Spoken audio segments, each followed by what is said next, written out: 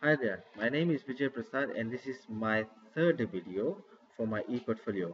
In this video, I will explain how I meet domain 4 of the quality of teaching in my discipline area.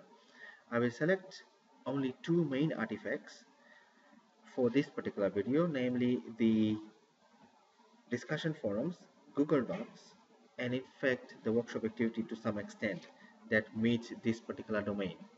So let's get started.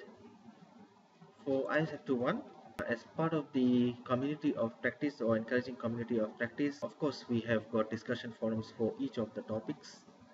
As you can see from here, topic 1 discussion forum. So you can see there's quite a lot of discussions taking place, and you can see the number of replies that are there.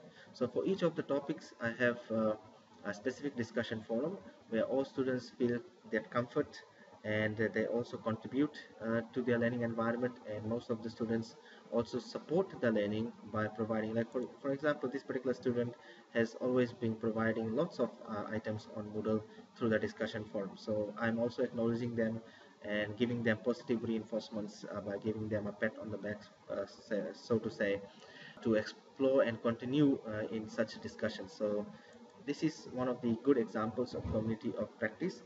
And the next item that I'd like to show you how I am using as part of the community of practice is how students have used Google Docs in one of the particular sessions that I took for this particular course. Let's look at this particular session. Right, so here is the session topic 7, and you can notice that these students have used their presentations and they submitted their presentations by using Google Docs.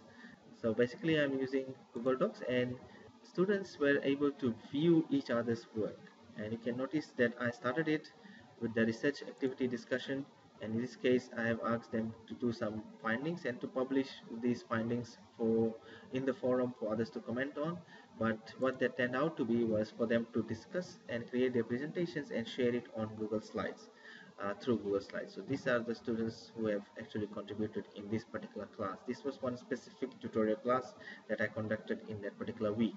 And let's look at the workshop activity. It is in the other course that I'm using the workshop activity, so I'll show you how the workshop activity is used in quite detail. Look at the workshop activity here. Here is the workshop activity, and if you notice the workshop activity, like I said before, the workshop activity is the peer review activity, and here the students submit their work and also assess other people's work. So for this particular student, her work was assessed by Merari and Marida, but in fact these two students did not assess her work. So what happened here was her work was assessed by one of my teaching assistant. So she went in and assessed, and it says that their submission assessment marks were overwritten and they were given 0. So similarly, she was supposed to assess Abhishek's work and Andi Amelia's work, which she has done. So she has got 3.0, that means full 3% for her submission, sorry, for her assessment. For her submission, Shamina has assessed the work and she was given 4.7 out of 7. So mark for submission here is 7% and mark for assessment is 3%.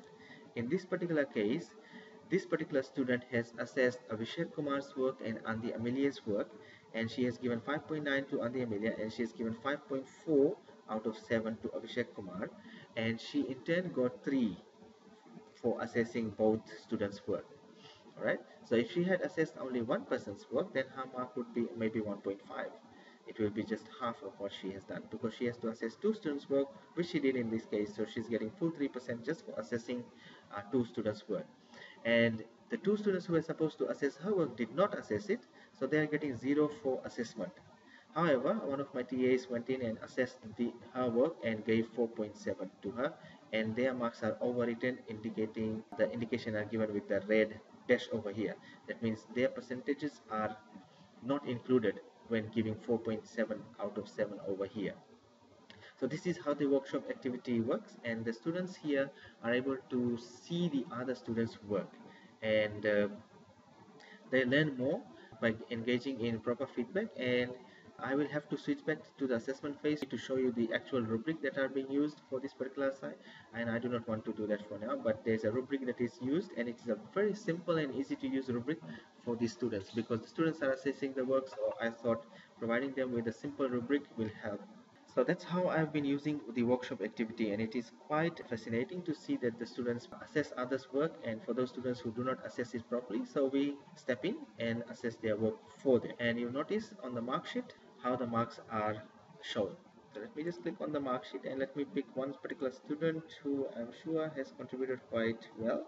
This particular student has done almost all. So look at her submission mark. Out of 7 she got 5.3, and for assessing somebody's work she got full 3%. So 8.3 marks she got for the workshop total. So this is a very good way of assessing students' work and encouraging peer review. So thank you so much for watching, and I hope you have understood most of the artifacts that I've used and how it is aligned to each of the domains that I've mentioned in these three set of videos.